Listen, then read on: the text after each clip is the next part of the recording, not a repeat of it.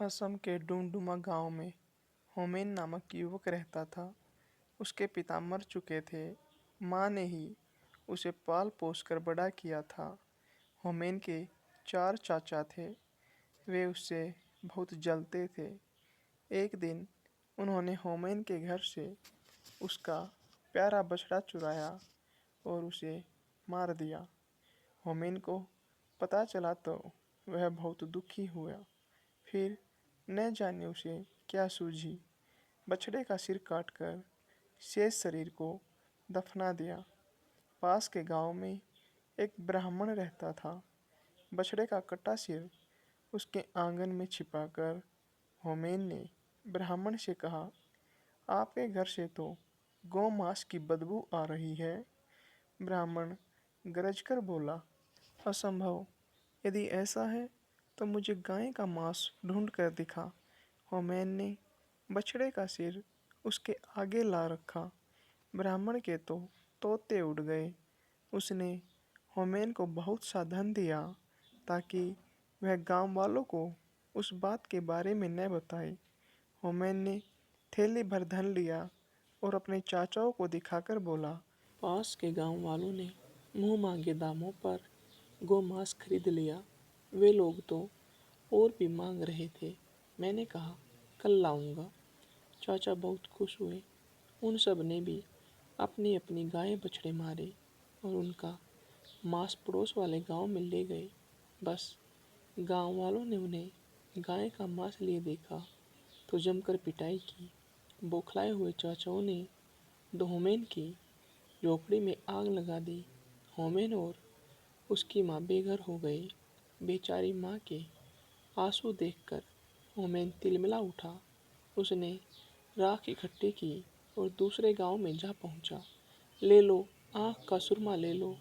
इसे लगाकर गड़ा धन मिल जाता है। जिसका ब्याह न होता हो जल्दी ब्याह हो जाता है।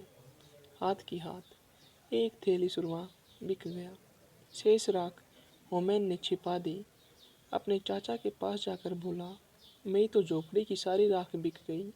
चाचा ने हैरानी से पूछा, राख बिक गई? हाँ, इसमें क्या शक है, कहकर उसने पैसे दिखाए।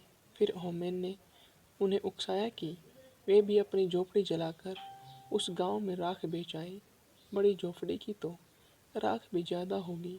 उसके सारे चाचा बातों में आ गए। चारों ने अपने अपने घर फूंक दिए और राख ले जाने की तैयारी करने लगे। होमेन ने कहा, गांव वालों से कह देना कि हमें सुरमे वाले ने भेजा है। जो ही चारों चाचा गांव में पहुंचे और सुरमे वाले का नाम लिया तो सारा गांव उनके पास पहुंच गया। देखते ही देखते बांस की लाठियां उन पर पड़ने लगी। बेचारे मार खाकर घर लौटे। चारों ने गुस्से के मारे होमेन को मारने की योजना बना ली। उन्होंने होमेन को नदी किनारे रस्सी से बांधा और खुद भात खाने घर चले गए। उनके जाते ही वहाँ से एक सौदागर गुजरा। उसने हुमायूं से पूछा, क्यों भाई, तुम्हें यहाँ क्यों बांधा हुआ है? हुमैन ने बात बनाई, जी, मेरे चाचा मेरी शादी एक खूबसूरत लड़की से कराना चाहते हैं। मेरे मना करने पर मुझे बांध दिया। सौदागर बोला, मैं शादी कर लेता हूँ उस लड़की से, क्या ऐसा हो सकता है? हुमैन ने झट से उसे बांधा और उसका घोड़ा लेकर रफू चक्कर हो गया। चारों चाचा खा पी कर लेट गए। आलस के मारे उठा न गया। पिटाई के कारण पोर पोर दुख रहा था।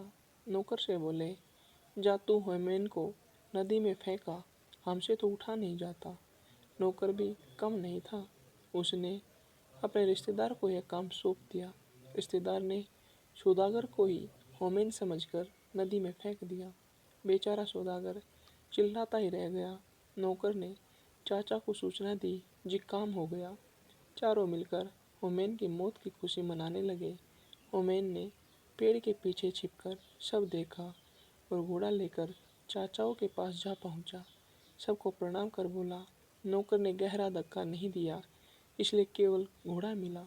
यदि गहरा डूबता तो शायद बैल, गाय व हाथी भी लाता। चारों चाचा फिर उसकी बातों में आ गए।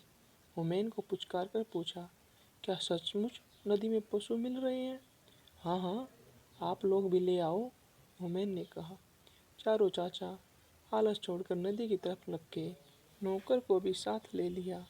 तट पर पहुंचकर नौकर को आदेश दिया, हम चारों को जोर से पानी में धकेल दो।